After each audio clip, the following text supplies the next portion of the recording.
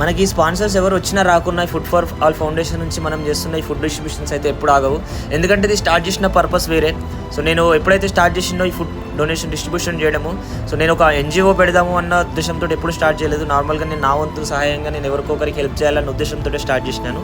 So అక్కడ నుంచి start అయింది food for all foundation. And sponsors ఎవరు రాకపోయినా సరే నేను చేస్తూనే ఉంటుంది, ఇది కంటిన్యూ ఇట్లనే అవుతూనే ఉంటుంది. అండ్ ఎవరైనా వచ్చిరంటే డెఫినెట్గా చేస్తాము. అండ్ చాలామంది ఏంటంటే మమ్మల్ని అప్రోచ్ అవుతున్నారు, బట్ వీక్ డేస్లో అవుతున్నారు. సో వీక్ డేస్లో నేను జాబ్ చేస్తాను కాబట్టి వీక్ డేస్లో మాకు కుదరదు, ఎందుకంటే అందరూ వర్క్కి వెళ్ళిపోతారు. సో వీకెండ్స్లో కానీ హాలిడేస్లో కానీ డెఫినెట్గా ఖచ్చితంగా చేస్తాం మేము కుదిరితే మాత్రం.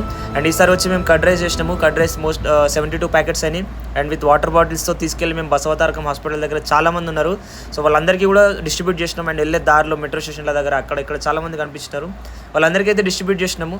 సో చాలా హ్యాపీ అనిపించింది, ఎందుకంటే ఇంకా ఇట్లాంటి ఫుడ్ లేక ఇంతమంది సో ఇట్లా బాధపడుతున్నారని తెలిసి మేము చేస్తున్న ఈ పనికి మాకు అందరూ సపోర్ట్ చేస్తున్న వాళ్ళందరికీ thank you so much. Thank you.